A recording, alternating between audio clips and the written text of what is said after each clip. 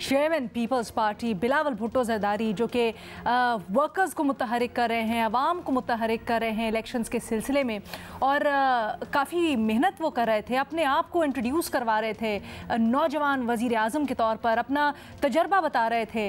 गुज़श्ता हुकूमत जो PDM की गुजरी है उसमें वज़ीर ख़ारजा के तौर पर उनके पूरे के पूरे बबल से जरदारी साहब के एक इंटरव्यू ने हवा निकाल दी। जरदारी साहब कहते हैं कि चेयरमैन पीपल्स पार्टी बिलावल भुट्टो जरदारी अभी अंडर ट्रेनिंग है, अभी ना तजर्बाकार है, अभी बच्चा है। हुआ कुछ यूँ कि कल हामिद मीर साहब को इंटरव्यू देते हुए, जैसे कि आपने देखा भी, जरदारी साहब ने कहा कि बेशक बड़ा काबिल है बिलावल, बेशक उनसे ज़्यादा तालीम याफ्ता है बिलावल, लेकिन तजर्बा नहीं है बिलावल भुट्टो जरदारी के पास। और तजर्बा होता है। उन्होंने कहा नहीं, पौध की सोच आपको पता है ना। वो कहते हैं बाबा आपको कुछ नहीं पता, लेकिन तजर्बे का नेमोल बदल कुछ नहीं होता। ये भी कहा कि बिलावल को अभी टाइम लगेगा। ये जो बात की आसिफ अली जरदारी साहब ने, अब इसको मुख्तलिफ तरीक़ों से देखा जा रहा है। इसके ऊपर मुख्तलिफ राय और सोच रखने वाले लोग मुख्तलिफ तरीके से तज्जिया कर रहे हैं। कुछ कहते हैं ये गुड कॉप बैड कॉप, या फिर ये एक सोची समझी प्लानिंग है पीपल्स पार्टी की। लेकिन कुछ लोग इसको ये देख रहे हैं कि जरदारी साहब ने, बिलावल भुट्टो जरदारी साहब जिनको लॉन्च होना था, उनके लॉन्चिंग से पहले ही उनके ऊपर एक बहुत बड़ा सवालिया निशान खड़ा कर दिया और उनकी अथॉरिटी को चैलेंज किया है और उनकी पोजीशन को और पार्टी पोजीशन को डैमेज किया है। अपने तज्जियाकारों के सामने हमने यही सवाल रखा है कि ये जो सारा का सारा मामला हुआ है, इसके क्या असरात होंगे, क्या इसका बिलावल भुट्टो जरदारी को नुकसान होगा? क्योंकि अब इत्तेफाक कहिए या क्या, बिलावल भुट्टो जरदारी साहब ने ये जो इंटरव्यू है जरदारी साहब का, इसके आने के कुछ ही देर बाद एक्स पर, जो फॉर्मली ट्विटर होता था, उसके ऊपर अपनी जो प्रोफाइल पिक्चर थी उसको भी चेंज कर दिया और अपनी वालिदा बेनज़ीर भुट्टो के साथ अपनी पिक्चर लगा दी। ऐसे तासुर जा रहा था कि वो कह रहे हों कि मेरे पास बेनज़ीर वालिदा हैं। ये सारा कुछ क्या चल रहा है? और Bilawal as a party chairman and party किस तरह से मुतासिर हो सकती है, किस हद तक मुतासिर हो सकती है, इसी बात के लिए हमें ज्वाइन कर रहे हैं महमूद सरफराज साहिबा, मज़हर अब्बास साहब मेरे साथ स्टूडियोज़ में मौजूद हैं, हफीज़ुल्लाह नियाई साहब और एजाज़ सैयद साहब भी हमें ज्वाइन कर रहे हैं। एजाज़, आपकी राय सबसे पहले, क्या जरदारी साहब की स्टेटमेंट ने बिलावल भुट्टो जरदारी साहब और पार्टी को डैमेज किया है? ये एलेना, जो आसिफ अली जरदारी साहब ने स्टेटमेंट दी है, उसकी जो इंटरप्रिटेशन है वो सिंध में मुख्तलिफ ली जाएगी, पंजाब में मुख्तलिफ ली जाएगी और खैबर पख्तूनख्वा और बलोचिस्तान में मुख्तलिफ ली जाएगी। और ऐसे ही पढ़े लिखे जो लोग हैं उनमें उसे डिफरेंट अंदाज से इंटरप्रेट किया जाएगा और जो कॉमनर्स हैं उनमें डिफरेंट अंदाज से इंटरप्रेट किया जाएगा। इसके साथ एक बात याद रखने की है कि पंजाब जो है वो मेन मरकज़ है, मेन पॉलिटिकल बैटल ग्राउंड है किसी भी सियासी जमात की।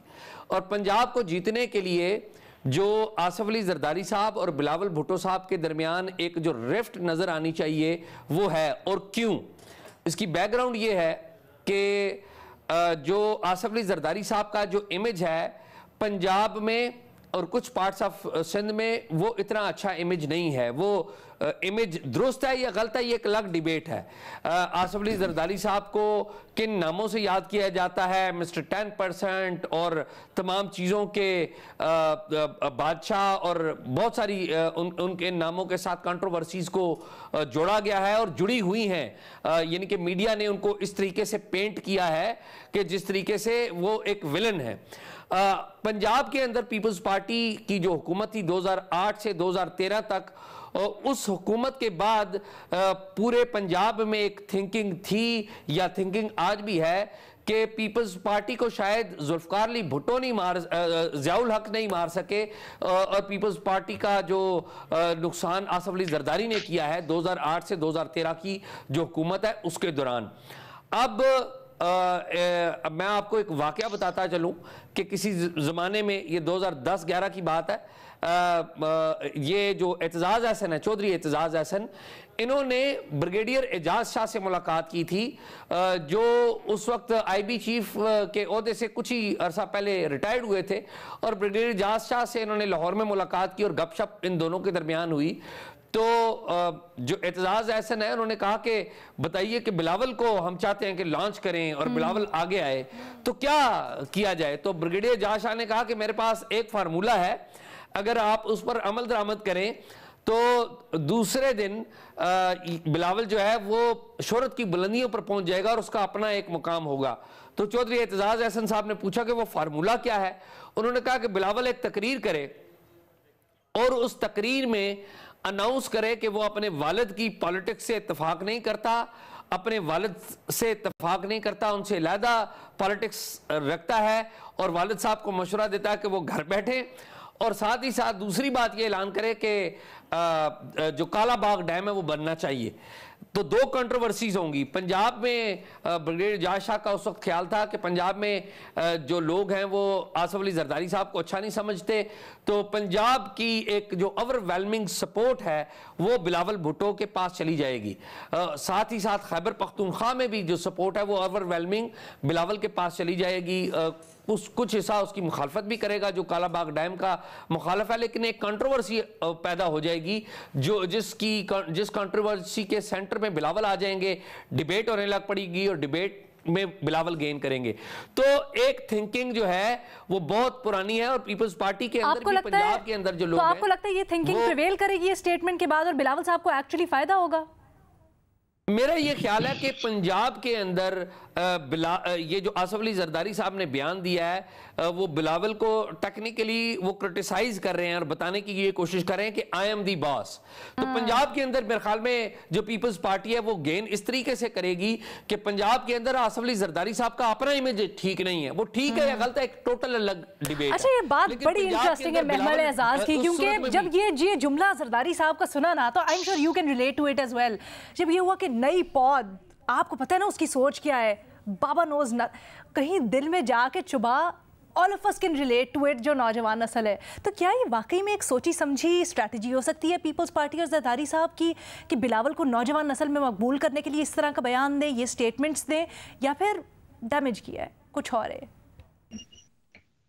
जी लीना, मेरा नहीं ख्याल कि उनके जरदारी साहब के इस बयान से जो है वो पीपल्स पार्टी या बिलावल भुट्टो साहब को कोई नुकसान हुआ हो, क्योंकि देखिए बात ये है कि दोनों की तर्ज सियासत, जिस तरह आपने कहा कि एक जनरेशन का गैप होता है, जो जरदारी साहब ने सब बात भी वो की बाबा यू नो नथिंग वाली, तो तर्ज सियासत दोनों का एक मुख्तलिफ है। आप अगर बिलावल भुट्टो साहब को देखें, he has carved out a niche for himself.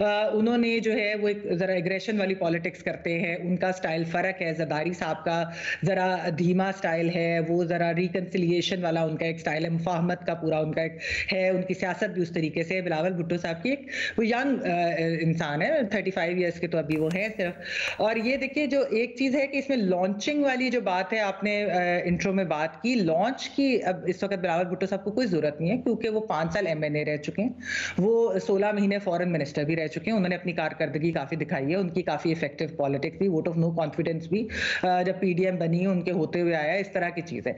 जहां तक एक्सपीरियंस की बात है तो वो देखिए जाहिरी बात है कि जरदारी साहब 80 की दिहाई से है पॉलिटिक्स में, वो ऐसे ही है कि मियां साहब और अगर मरियम नवाज के बारे में बात करें तो वो बिल्कुल एक एक्सपीरियंस का फर्क होगा, क्योंकि जो उतार चढ़ाव जरदारी साहब ने और मियां साहब ने इन इतनी दहाइयों से देखे हैं, वो उनके बच्चों ने तो उस तरीके से नहीं देखे, लेकिन उनकी एक अपनी सियासत है। वो बिलावल भुट्टो साहब हों, वो मरियम नवाज साहब, और डिफरेंसेस तो होते हैं, बेगम नुसरत भुट्टो और मोहतरमा बीबी शहीद की भी जो है वो डिफरेंसेस पॉलिटिकल हो सकते थे, लेकिन उससे ये जो लोगों को एक तासुर जो जा रहा है कि जी शायद बाप बेटे में कोई लड़ाई होगी, तो मेरे ख्याल में ये ख्वाहिश ज्यादा है, इसमें कोई सच्चाई या हकीकत ऐसी नहीं है।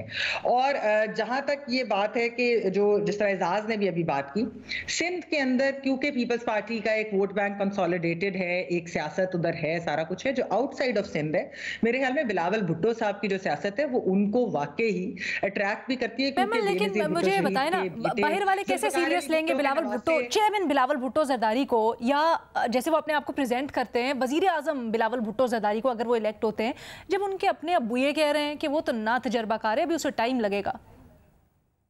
ना तजर्बाकार की बात नहीं, उन्होंने कहा था कि एक्सपीरियंस जाहिर बात है उनका ज्यादा है, और उन्होंने कहा कि वो मेरे से ज्यादा वेल स्पोकन है, मेरे से ज्यादा वेल एजुकेटेड है, टैलेंटेड है, लेकिन जाहिर बात है एक्सपीरियंस का डिफरेंस तो अलीना होगा ना, हमारे और हमारे वालिदैन के भी एक्सपीरियंसेस में तो फर्क होता है, तो ये चीज तो एक वैसी ही बात है। तो मेरा नहीं ख्याल कि इसके अंदर कोई है। एक चीज जो जरदारी साहब के इंटरव्यू में इंपॉर्टेंट थी मेरे ख्याल में मैसेज, वो एक मुफाहमत का मैसेज था, और वो इसलिए भी था क्योंकि अगली हुकूमत जिसकी भी आएगी उन सबको एक जो पॉलिटिकल पार्टी है उन सब का मेरे ख्याल में जो कॉमन आप कह लें कि जो अपोनेंट हैं वो एक पॉलिटिकल पार्टी है जो इस वक्त उस तरीके से सियासत में नहीं है। इमरान खान साहब जेल में है, वोट ऑफ नो कॉन्फिडेंस भी इन सारों ने मिलकर लाया था। आप देखिए सिंध इन्होंने कोई इलेक्टोरल अलायंस तो बनाई नहीं थी अलीना, नून लीग और पीपल्स पार्टी, ठीक है ना।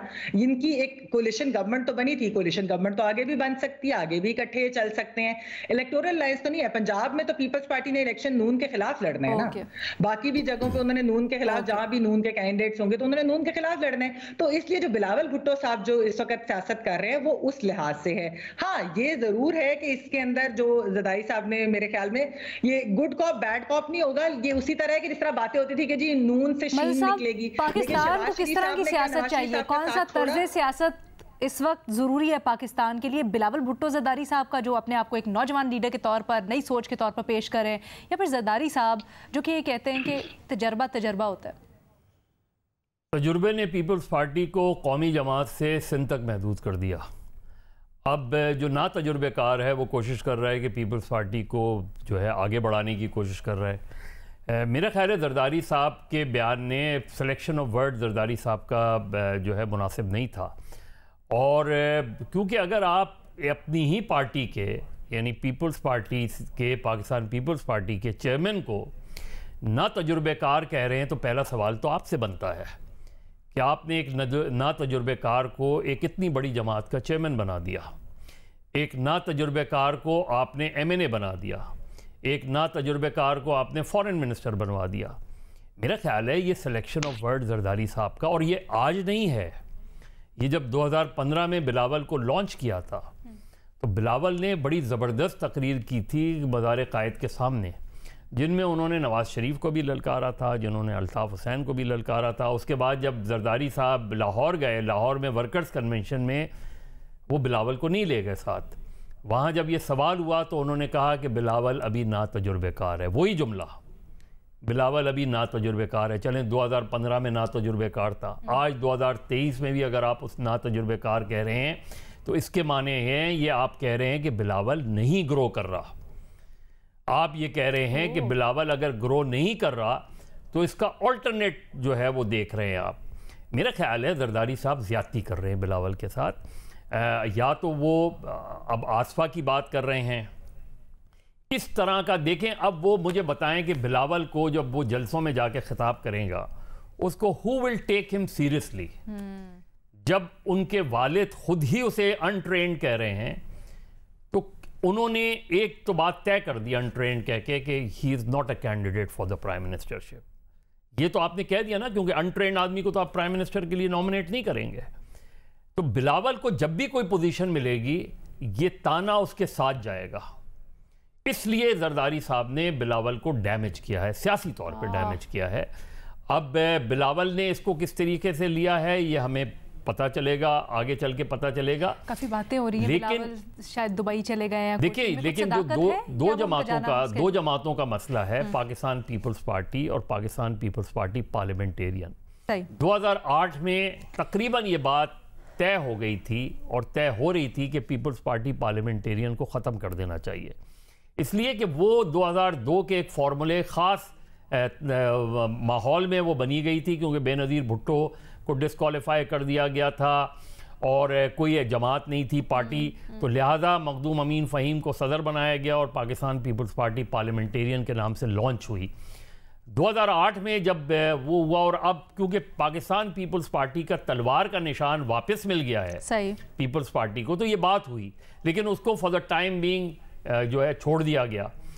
ये सियासी कशमकश बढ़ेगी ये मरूसी सियासत में भी और मरूसियत में भी। सर, अच्छा मुझे एक और चीज़ बताइएगा, आपने कहा शायद वो आसफा की तरफ गौर कर रहे हैं, क्यों आपको ये तासुर क्यों लगा? इसलिए कि कल उन्होंने अपने इंटरव्यू में ही जब ये बात की, हामिद मीर साहब ने सवाल किया कि बिलावल ने आसफा को कहा है कि वो चित्राल से इलेक्शन लड़ें, तो जरदारी साहब ने कहा कि आसफा कहीं से भी लड़े इलेक्शन वो बहुत मजबूत उम्मीदवार है। तो मेरे ख्याल में, और साथ में उन्होंने ये भी कहा कि गुस्से की बहुत तेज़ है, कहते हैं गुस्से के तो बिलावल भी बहुत तेज़ हैं। तो ये जो चीज़ है इसमें हम देखेंगे कि आसफा की पोजीशन क्या बनती है अब आके पार्टी के अंदर। क्लासिक अब्बू जी बने हुए थे कल जरदारी साहब। हाँ। और वो बैठ के सारी जो बातें वो मीर साहब के सामने घर की देखें, अम्मा और बेटी की भी बातें मुझे याद हैं, जब जो है वो बेनज़ीर और बेगम भुट्टो के दरमियान ये बात हुई थी। वो होता था जब मुर्तज़ा का मसला आया था। अच्छा। जब मुर्तज़ा का मसला आया था तो 93 में यहाँ सिंध क्लब में एक मीटिंग हुई थी जिसमें बेगम भुट्टो भी थी, बेनज़ीर भी थी, फ़खरी बेगम भी थी।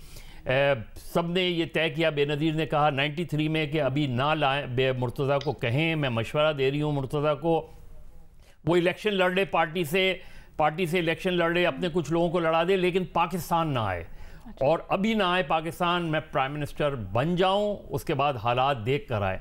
लेकिन बेगम भुट्टो इंसिस्ट कर रही थी, इस हद तक इंसिस्ट कर रही थी कि मुझसे इंटरव्यू में उन्होंने कहा कि एक सीनियर आर्मी ऑफिसर मेरे पास आए थे और उन्होंने मुझसे ये कहा था कि आप मुर्तज़ा को मना करें, और मैंने उनसे गुस्से में कह दिया कि it's none of your business.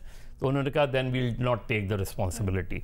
तो इस तरह की चीज़ें, जो बेगम भुट्टो जज्बाती थी, बेनज़ीर भुट्टो ने उनको समझाया कि इस तरह नहीं होता, और बहुत ही अच्छे अंदाज में। आप कभी भी पब्लिकली बेनज़ीर भुट्टो का कोई बयान नहीं देखेंगी जो बेगम भुट्टो के हवाले से उन्होंने कभी इस तरह की हो।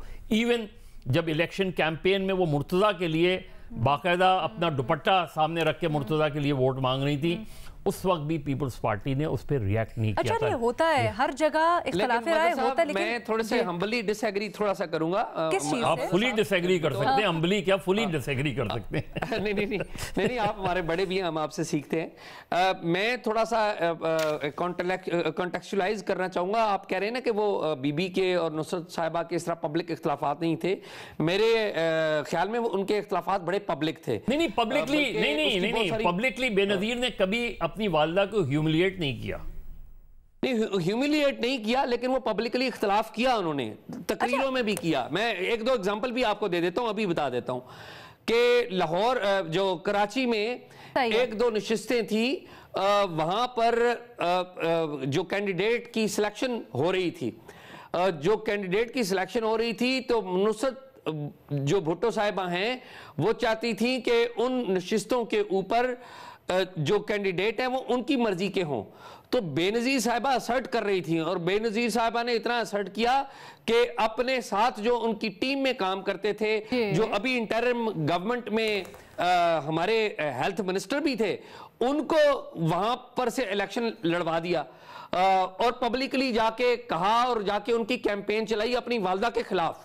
फिर आपको याद हो कि जब बेनज़ीर साहिबा की जो दूसरी जो गवर्नमेंट है वो खत्म हुई थी, और उससे थोड़ा अर्सा पहले नुसरत भुट्टो साहिबा के ऊपर एक फायरिंग का वाकया हुआ था। उसका इल्जाम बेनज़ीर भुट्टो साहिबा के ऊपर लगाया गया था, और उसमें उस वक्त की निगरान हुकूमत भी बड़ा उसको कर रही थी, आल्दो के बेनज़ीर साहिबा ने उसको डिनाई किया था। और मुझे याद जहां तक पड़ता है कि बेनज़ीर साहिबा ने पब्लिकली कहा था कि मैं अपनी वालदा से इख्तलाफ करती हूं, मेरी वालदा को सियासत का शायद उतना पता नहीं है, या उनको पीछे हटना चाहिए, मैं पार्टी की सरबराह हूं। ये बातें पब्लिकली उन्होंने इंटरव्यूज में भी कही। अच्छा, मैं चाहती हूँ न्याजी साहब को शामिल गुफ्तगू करें सर, आपकी राय आ गई। न्याजी साहब को शामिल, न्याजी साहब आप किस तरह से तज्जिया करते हैं जो पूरी सूरत हाल है इसका? देखिए जी, पहली बात तो यह है कि मैं हामिद मीर को इस तरह इतना जबरदस्त गैर मामूली इंटरव्यू करने पर हकीकत है कि मुबारकबाद देता हूँ। मैं तो बहुत ही इंजॉय किया इंटरव्यू को, और जब मुझे ये पता चला कि छुट्टी भी है इसमें शामिल रिपोर्ट कार्ड की, तो ज्यादा मजीद एंजॉय किया, के साथ बैठ गया, उसको मजीद एंजॉय किया। देखिए जी, क्राइसिस दो तीन है। पहली बात तो यह है कि जरदारी साहब ने बहुत अहम बातें की हैं इस इंटरव्यू के अंदर, लेकिन जो इंटरव्यू का जो आउटकम है वो लगता ही है कि जरदारी साहब ने खुद इस तरह के जो बातें उन्होंने की हैं, जितनी भी की, जो मुझे अहम लगी है, मुझे ये बात कोई अहम नहीं लगी। ये बिल्कुल आमियानी सी बात थी। हम वैसी बात का बतंगड़ बना रहे हैं, ये हर घर की कहानी है। इतनी टेंशन हो जाना बाप बेटे की, और जबकि ये है कि जो क्लैश होता है, हमने देखा नहीं था कि यही पैनामा आया था, ये पति जब वोट को इज्जत दो और खिदमत को वोट दो, तो पूरे खानदान के अंदर दो तरह के इंटरव्यूज आ रहे थे। नवाज शरीफ साहब कहलाता आ रहे थे, सुलेमान शहबाज कहलाता आ रहे थे, हमजा शहबाज साहब कहलाता आ रहे थे। ये बेसिकली मैं तो, और फिर उसके बाद जो पहले इख्तलाफात हैं, जो एजाज ने बात की है, नुसरत भुट्टो का बेनजीर साहब का इख्तलाफ जरा ज्यादा सीरियस था, तो उसमें फ्यूड आ गई थी। अब मैं आपको ये बताऊं जी कि पीपल्स पार्टी को हम इतना सदोकोप कर रहे हैं, जरदारी ने खराब किया, जरदारी ने किया या नहीं किया, लेकिन मुझे ये बताएं कि पीपल्स पार्टी ने 1988 के अंदर क्या सिंपल मेजोरिटी ली थी? भुट्टो साहब जो पार्टी छोड़ गए थे, वो तो आखिरी वक्त में 2/3 मेजोरिटी, चलो छोड़ेंगे जी 2/3 मेजोरिटी, उसके बहुत कंट्रोवर्शियल होगी, लेकिन एक एब्सोल्यूट मेजोरिटी के साथ उन्होंने 72 के अंदर भी हुकूमत बनाई, और उसी एब्सोल्यूट मेजोरिटी के साथ उन्होंने 77 के अंदर भी अपनी धाक बिठाई। अब आप 94 में आ जाए, 97 के अंदर मेरा ख्याल है कि वो कोई 8 या 10 या 12-13 सीट्स कम थे, 94 में वो 15-20-30 सीट्स कम थी, और 2008 में भी कोलिशन गवर्नमेंट है। पीपल्स पार्टी की तो उसके बाद किस्मत ही नहीं है कि मेजोरिटी पार्टी लेके आए। अब हम करें सियासत, मेरा ख्याल है कि जब बिलावल भुट्टो ने पीपल्स पार्टी में बहुत जान डाली है, और वो एक, क्योंकि देखो जरदारी साहब ने एडमिट किया कि उसकी जो स्ट्रेंथ है वो एक ऑडिटर है, और वो बड़े कन्विंसिंग ऑडिटर है, जुबान को उसको पूरा असर नहीं है, लेकिन बड़ा ही फिक्रे बड़े नाप तोल के और कांटेदार करते हैं। मैं आपको अगर आप मुझसे एवेल्युएट कराएं तो मैं बिलावल की तकरीर को कम से कम 7 नंबर दूंगा 10 में से। अब एक जो बात उन्होंने की है उससे हटके जो 3 बातें जरदारी साहब ने की है ना, उससे मुझे बहुत ज्यादा जो है उसमें डाल दी है मखमत से में। पहली बात ये किया कि उन्होंने कहा जी कि 8 फरवरी के इलेक्शन के बारे में ही वाज नॉट श्योर, ना उन्होंने कहा कि नहीं होंगे, ना उन्होंने की। दूसरा ने एक अजीब बात की, उन्होंने कहा जी कौमी हुकूमत बनने के ज्यादा चांसेस है या बननी चाहिए, ये बड़ी इंपॉर्टेंट बात थी, ये भी बिटवीन द लाइन्स। और तीसरी बात ये थी कि एक बड़े जज को मशवरा दिया उन्होंने। ये देखें, ये वो उसका इंटरव्यू के अंदर ये वो ज्यादा थे जो कि मैसेज वो पहुंचाना चाहते थे। 3-4 उसके बाद बहुत थके छुपे में बहुत सारी बातें उनकी मेरा ख्याल है एस्टेब्लिशमेंट के मुतालिक थी, और फिर बड़े तरीके से बताया कैसे मैं उनके जो है इत्मीनान पे पूरा उतरता रहा या नहीं उतरता रहा। तो मुझे नहीं लगता कि हम जो बात कर रहे हैं कि बिलावल उनकी बिल्कुल सही है जी, जनरेशन गैप है, हर घर की कहानी है, थोड़ा बहुत होता है। लेकिन न्यायी साहब मुझे ये भी बताया, न्यायी साहब प्लीज अलाउ मी, अगर आप बुरा ना माने तो, क्योंकि आप तो बड़ी ओपनली भी इसके बारे में बात करते हैं ना, आपके तो अपने घर में ये एक पार्टी को आप सपोर्ट करते हैं, दूसरी पार्टी को आपका बेटा सपोर्ट करता है, लेकिन आप लोगों में इस तरह उसी पार्टी को सपोर्ट करते हैं अंदर अंदर से आपने भी बड़ी दफा कहा होगा, लेकिन आपने पब्लिकली ऐसे कभी ह्यूमिलिएट नहीं किया जैसे मज़हर साहब कह रहे हैं। देखिए, ये बात है कि आपने कहा कि मेरे बेटे का और मेरा मसल फर्क है। मैं ना कोई पॉलिटिकल पार्टी का हेड हूँ, ना मैं कोई सियासी पार्टी बनाता हूँ, ना मैंने लड़ने, ना मैं एमपी, ना मैं जिंदगी भर किसी सियासी जमात का मेंबर रहा हूँ, किसी भी सियासी जमात का। अच्छा, एक बंदे ने एक पॉलिटिकल पॉलिटिक्स कर रहा है, एक दूसरा कर रहा है। अब उसमें मेरा ताल्लुक जो था स्टूडेंट लाइफ में आया तो मैं इस्लामी तलबा ज्वाइन कर ली। मेरे वाले साहब बहुत सख्त वाले थे, इतने सख्त उन्होंने मेरे से बोलना तो चलो बंद कर दी। ये और चीजें हैं, ये होता रहता है। अच्छा, ओके, यही सब आपका पॉइंट आ गया। आप तीनों का एजाज, आपका महमल का कमोबेश एक ही तरह का है, मज़हर अब्बास साहब का जरा मुख्तलिफ है, इसलिए मैं उनको 1 मिनट और दे देती हूँ अपना पॉइंट एक्सप्लेन करने के लिए। मज़हर साहब प्लीज। मैं तो सिंपल सी देखिए, Peoples Party, Pakistan Peoples Party और पाकिस्तान पीपल्स पार्टी पार्लियामेंटेरियन के अंदर के दरमियान एक अंडरस्टैंडिंग ये नहीं है कि सियासी कशमकश नहीं है। सियासी कशमकश है, बहुत सीरियस डिबेट है, मैं उसकी तफसील में नहीं जाना चाहता। उनके दरमियान एक सीरियस डिबेट है कि क्या पाकिस्तान पीपल्स पार्टी पार्लियामेंटेरियन की ज़रूरत है भी या नहीं है। क्योंकि जब 2 जमातें हैं, 2 इलेक्शन सिंबल आपके पास है। जरदारी साहब के अल्फाज का वो सही नहीं था आपके मुताबिक? मेरे ख्याल में जरदारी साहब, और कुछ नहीं था जरदारी साहब के बयान में, और कुछ नहीं था, लेकिन वो मुसलसल सिलेक्शन ऑफ वर्ड, भाई आपने ही उसे लॉन्च किया है ना। अब आप पिछले 15 साल से उसको ना तजुर्बेकार कह रहे हैं और पब्लिकली कह रहे हैं। अब वो जब कैंपेन में जाएगा और वो शख्स ये कह रहा है कि मैं वजीर आजम का उम्मीदवार हूं, आप नौजवानों को इलेक्ट करें, तो मुझे बताएं कि कल के इंटरव्यू के बाद who will take him seriously. अच्छा, अभी इसमें बड़ी दिलचस्प सूरत हाल है। एक ब्रेक के बाद वापस आते हैं, ये इशू भी डिस्कस करेंगे, और एक और बड़ा अहम issue election commission of Pakistan का जो पाकिस्तान तहरीक इंसाफ से मुतालिक फैसला है, उसको डिस्कस करेंगे एक ब्रेक के बाद। इलेक्शन जो कराए जाते हैं इंटर पार्टी इलेक्शन, वो 4 साल के लिए होते हैं। तो इलेक्शंस कराने से अभी तक इतना वक्त नहीं गुजरा था, क्योंकि उसकी अभी तक एक्सपायरी नहीं हुई थी। हम इस पर गौर कर रहे हैं, एंड मुमकिन है कि हम इसको चैलेंज भी करें इस्लामाबाद हाई कोर्ट में। तो हालात को सामने रखते हुए हम इंटर पार्टी इलेक्शंस पर भी गौर कर रहे हैं। लेकिन मुश्किल ये है कि इस वक्त हमारी पार्टी लीडरशिप तकरीबन सारी ही जेलों में है और कुछ पार्टी लीडरशिप मजबूर है अंडरग्राउंड होने में। इन हालात में इंटर पार्टी इलेक्शन कराना बहुत दुश्वार कौन सा काम है। इलेक्शन कमीशन ऑफ पाकिस्तान ने पाकिस्तान तहरीक इंसाफ को 20 दिन का वक्त दिया है। 20 दिन में इंट्रा पार्टी इलेक्शन यानी पार्टी के अंदर इलेक्शंस करवाएं, वरना बल्ले का निशान नहीं मिलेगा। अब इसकी कंप्लायंस किस तरह से होगी, इसके ऊपर बहुत बड़ा सवाल। सीनियर पार्टी रहनुमाए हामिद खान साहब, जिन्होंने कल शाहजेब से बात करते हुए ये कहा कि दोनों ऑप्शंस पे गौर करें, एक ये कि इलेक्शन करवाएं, दूसरा इलेक्शन कमीशन के फैसले को चैलेंज भी कर सकते हैं, क्योंकि जो हालात वाक़यात हैं 9 मई के बाद बड़ा मुश्किल है ऐसे में इलेक्शंस करवाना इंट्रा पार्टी। अब क्या करना चाहिए पाकिस्तान तहरीक इंसाफ को? क्या इलेक्शंस करवा देने चाहिए या फिर फैसले को चैलेंज करना चाहिए? ये सवाल महमल।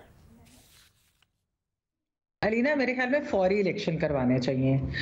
हमारे दोस्त और कॉलीग हैं माजिद निज़ामी साहब, तो उनसे भी इसके ऊपर उन्होंने भी ये बात कल कही और उनसे बात भी इस चीज़ पे हो रही थी कि इंट्रा पार्टी इलेक्शंस को इतने मुश्किल चीज़ नहीं होती कराने, सारी पॉलिटिकल पार्टीज कराती हैं और उसके रिजल्ट सबमिट कराती हैं इलेक्शन कमीशन को। इवन जो इजाजुल हक साहब की भी पार्टी है, यानी कि छोटी छोटी पार्टीज भी वो भी ये करती हैं और इंट्रा पार्टी इलेक्शन होते हैं, उसका एक पेपर वर्क और ये चीज़ होती है। और इस वक्त जबकि PTI एक मुश्किल हालात में है, आप देखें उनकी एक डिसमेंटलिंग अलहदा हो रही है, वैसे उनके लीडर जो हैं वो जेल में हैं, बहुत सारे लीडर्स जो है वो रोपोश हैं। तो इस वक्त तो होना बहुत जरूरी है, क्योंकि ये इनको और इलेक्शन सर पे हैं, यानी 3 महीने बाद इलेक्शन है और अगर आपने इंट्रा पार्टी इलेक्शन ना कराए तो ना सिर्फ ये कि आपके सिंबल वाली चीज है उस पर मुश्किल पेश हो सकती हैं, आगे भी आपको कुछ और मुश्किल भी टेक्निकल ग्राउंड पे हो सकती हैं। तो इसलिए बेहतर है कि वो फौरी तौर पर इलेक्शन कराएं, बजाय इसके कि इसको चैलेंज करें, उसमें मजीद वक्त जाया करें। ये ना हो कि उसमें इलेक्शन कमीशन तब तक फिर कोई और फैसला ले ले। तो इसलिए बेहतर है कि इलेक्शंस करा दें। इसमें तो कोई ऐसे ये कोई इतना मुश्किल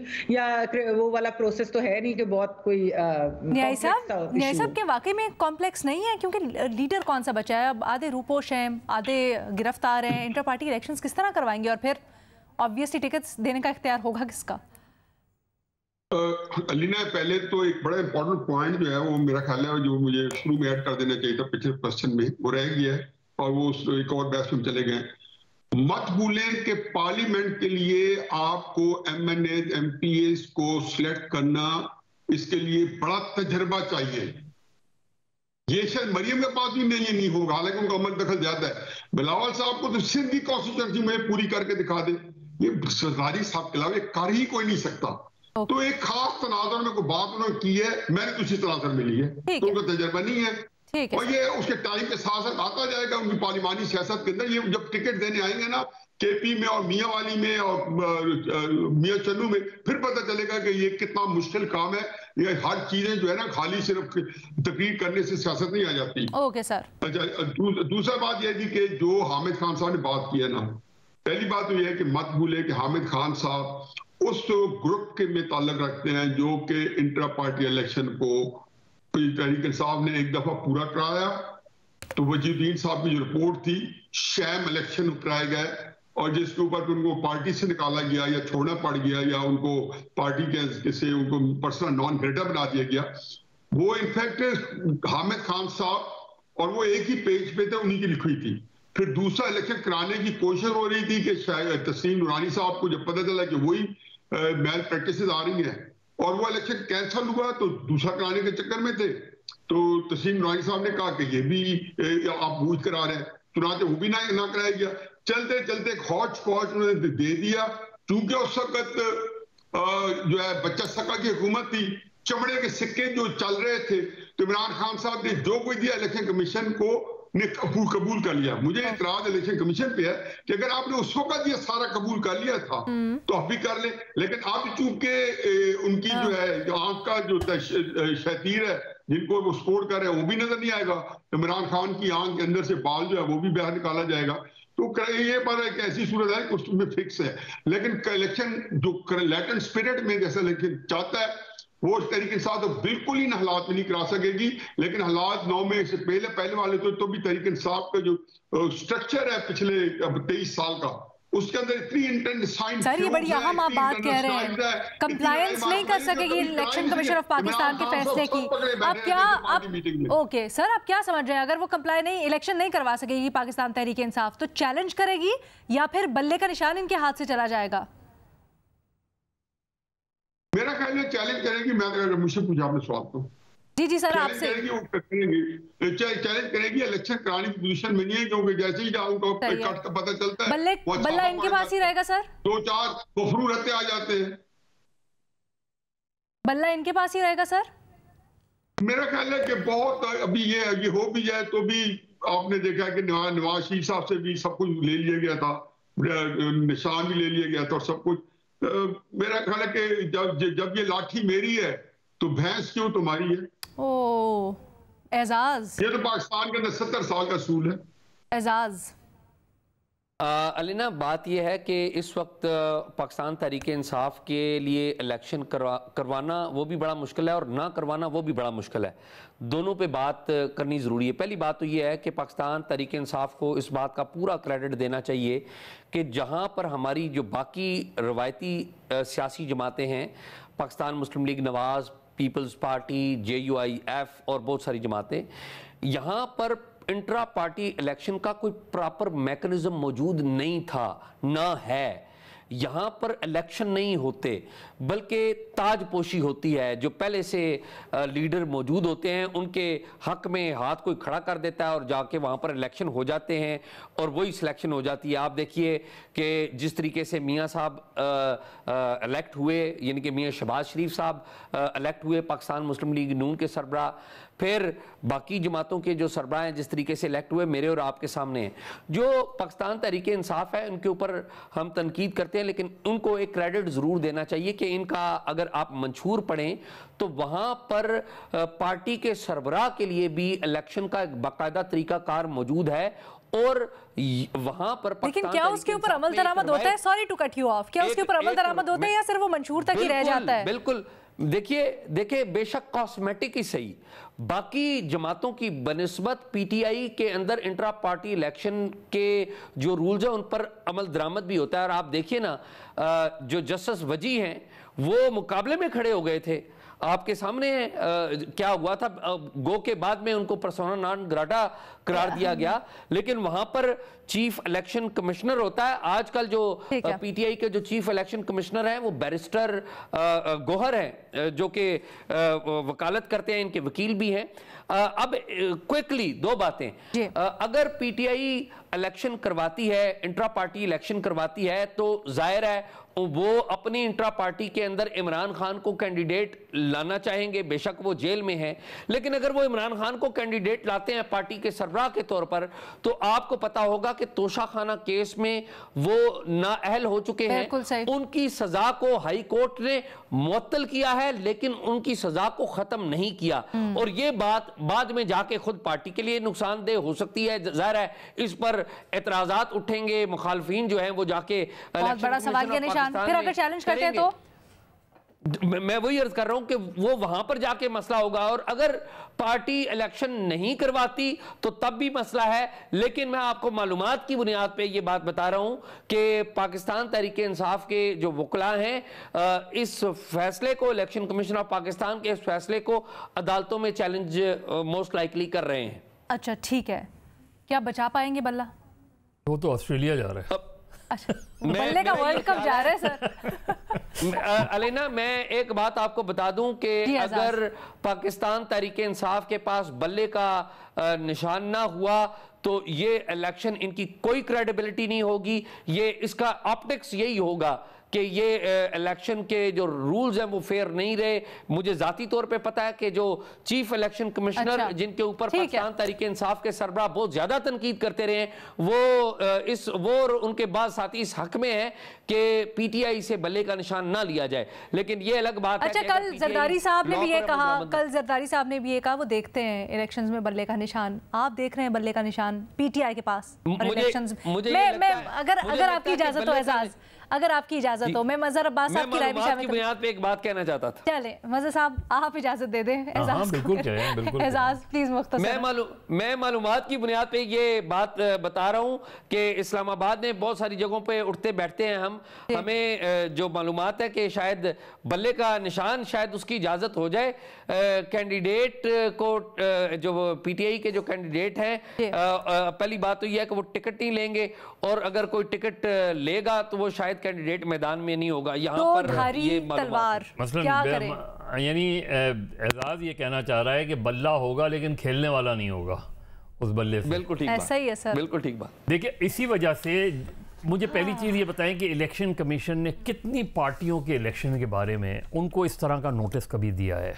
सर कुछ महीनों पहले मुस्लिम लीग नून से मुतालिक भी केस चला था, लेकिन नून लीग ने करवा दिए थे। गो कि वो इलेक्शंस यही है ना, हंसी सकते हैं, बिला मुकाबला खड़े हो गए। देखिए जो मसला ये है कि पीटीआई की गालिबन एप्रीहेंशन ये है कि अगर वो इलेक्शन कराते हैं तो शायद इससे ज़्यादा सवाल आए कि जी इलेक्शन ठीक नहीं हुए, और फिर वो इलेक्शन रिजल्ट को ना माने उसको। लिहाजा चैलेंज करना ज़्यादा बेहतर ऑप्शन उनके लिए इसलिए है क्योंकि एक चीज़ उनको पता चल जाएगी, थोड़ा सा टाइम भी वो कर लेंगे। इस वक्त उनके लिए पार्टी इलेक्शन कराना, उम्मीदवारों को नामजद करना उस तरह का नहीं है। ये जो 2013 में एक मरतबा पीटीआई में इलेक्शन हुए थे, 2013 में उसमें जो कंट्रोवर्सी डेवलप हुई, उसके बाद फिर नॉमिनेशन का सिलसिला पीटीआई में भी शुरू हो गया, यानी टॉप लेवल पर। ये जो नॉमिनेशंस का सिलसिला है ये हर पार्टी में है, नॉमिनेट कर देते हैं उसमें। तो मेरे ख्याल में पीटीआई को जो है वो चैलेंज ही करना चाहिए, ठीक है, और देखेंगे कोर्ट क्या फैसला करती है। हमारे तजिया कारों की आपने राय सुनी। आज के लिए इतना ही, अल्लाह हाफिज।